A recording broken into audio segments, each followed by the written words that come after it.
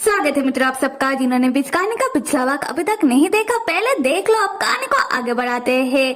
Ghost master sect master Liu को उन गुजर गए लोगों की नेम प्लेट के सामने ले आकर पटक देते हैं और ghost master sect master Liu से कहने लगते हैं कि क्या हुआ, यही सोच रहे हो ना कि तुम कुछ कह क्यों नहीं पा रहे हो और तुम यहाँ आए कैसे, तो तुम खुद को गौर से देखो, क्या लगता है तुम्हें हो कौन तुम। सेक्ट मास्टर लियू खुद को गौर से देखने के बाद वो चौंक जाते हैं और मनी मन सोचने लगते हैं कि ये क्या हुआ, मेरा शरीर कागज का कैसे बन गया।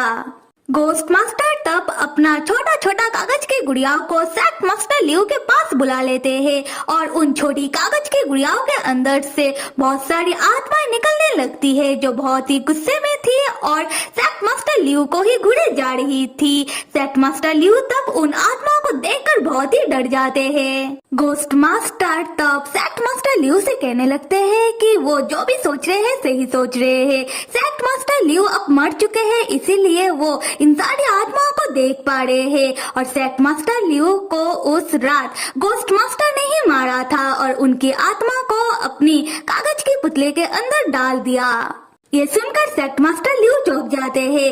घोस्ट मास्टर कहते हैं कि अब मास्टर लियू को आसानी होगा उन सब से अपनी गुनाहों का माफी मांगने में, जो गुनाह उन्होंने 20 साल पहले वैन फैन जो चैंशन सेक्ट का ही एक और भाग था उसके सब बेगुनाह 800 स्टूडेंट को मार कर किया था। उसके बाद घोस्ट मास्टर अपनी गाली विजन की शक्तियों से सेक्ट मास्टर लियू को बोलने की शक्तियां देते हैं और कहते हैं कि अब अपने गुनाहों की माफी मांगना जल्दी से शुरू करो और जो मैं सुनना चाहता हूँ वो कहो। तब sect master Liu ghost master के ऊपर चिल्लाते हुए कहते हैं कि अगर उन्हें पहले पता होता कि घोस्ट मास्टर उनके हाथों से बचकर निकल जाएंगे तब वो सबसे पहले उस दिन घोस्ट मास्टर को ही मारते।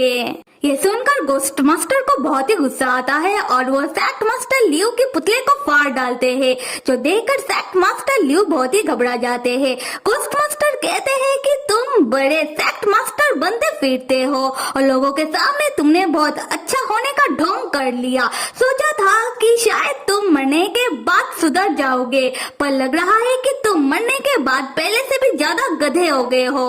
अगला सीन चैंशन सेक्ट का देखते हैं जहाँ सभी लोग परेशान है और स्टूडेंट आपस में बात कर रहे थे कि अब सेक्ट मास्टर लियू का अंतिम संस्कार कैसे होगा, क्योंकि अंतिम संस्कार का मतलब ही होता है कि आत्मा को मोक्ष की ओर भेजना, पर सेक्ट मास्टर लियू का आत्मा तो घोस्ट मास्टर के पास है। दूसरी तरफ मेजर मुचेन से कह रहा था कि छोटे भाई तुम्हें और देरी नहीं करना चाहिए, तुम्हें अभी घोस्ट मास्टर को ढूंढने निकल जाना चाहिए, क्योंकि उन्हें ढूंढने के बाद ही ये खूनी खेल रुकेगा और सबके सामने सच्चाई आ पाएगा। मुचेन कहता है कि मैंने नहीं सोचा था कि घोस्ट मास्टर मेरे सोच से भी पहले वो दूसरा कदम उठा लेंगे, पर मैं अभी पूरी कोशिश करूंगा घोस्ट मास्टर को ढूंढने के लिए। और बड़े भाई आप भी मेरे साथ क्यों नहीं चलते हो। संग सोचता है कि बिल्कुल मुचेन और मेजर को मिलकर घोस्ट मास्टर को ढूंढना चाहिए, क्योंकि यही स्टोरी लाइन में लिखा हुआ है।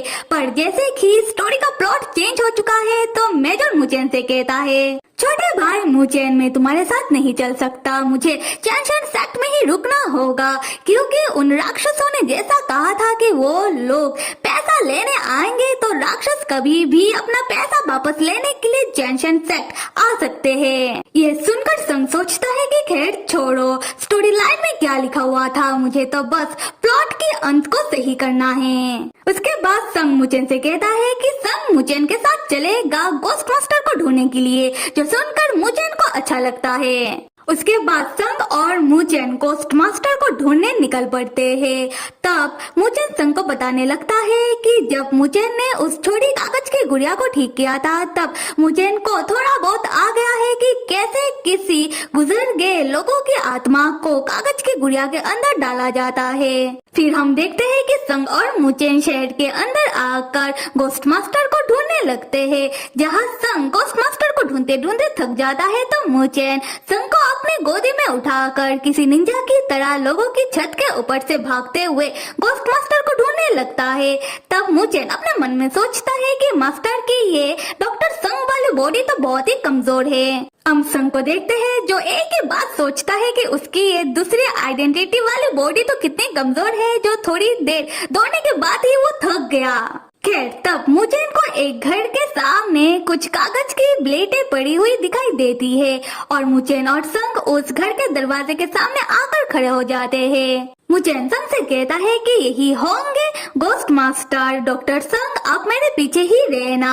फिर मुचेन घर के दरवाजे में नॉक करते हुए पूछता है कि क्या कोई घर के अंदर है। तब घर का दरवाजा खुद ब खुद ही खोल जाता है। तब जैसे ही संग और मुचेन घर के अंदर जाते हैं वो अपने सामने कागज की गुड़िया वाली औरत को बैठे हुए देखते हैं और उस घर के अंदर बहुत सारे गुजर गए लोगों की नेम प्लेटों को। मुचेन घर के अंदर यह हुआ देखते हुए संग से कहता है कि डॉक्टर संग लगता है कि गोस्ट मास्टर हमारे यहाँ आने से पहले ही चले गए। उसके बाद मुचेन उन गुजर गए लोगों की नेम प्लेटों को जाकर देखने लगता है। संग कहता है कि मुचेन सावधानी से। मुचेन कहता है कि इतने सारे गुजर गए लोगों की नेम प्लेट एक साथ रखी हुई है, किसने यहाँ रखा होगा।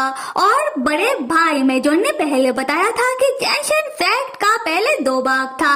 पहला चैंशन सेक्ट और चैंशन सेक्ट का दूसरा भाग था वैन फैन। उसके बाद मुचेन और संग सोचने के बाद एक साथ कहते हैं कि गोस्ट मास्टर शैन ने, और गोस्ट मास्टर शैन पहले चैंशन सेक्ट के ही स्टूडेंट रह चुके होंगे। तो फिर मेरे प्यारे मित्रों मजे के लिए आप लोगों के लिए एक सवाल, अगर आप लोगों को कभी स्टोरी बुक वर्ल्ड में जाने का मौका मिले तो कौन से स्टोरी बुक में जाना पसंद करोगे और कैसा कैरेक्टर मतलब किरदार निभाना पसंद करोगे। हो सके तो जरूर बताना और कहानी को आगे देखने के लिए लाइक, सब्सक्राइब और कमेंट करना तो बिल्कुल भी मत भूलिएगा। Till then stay with me and see you.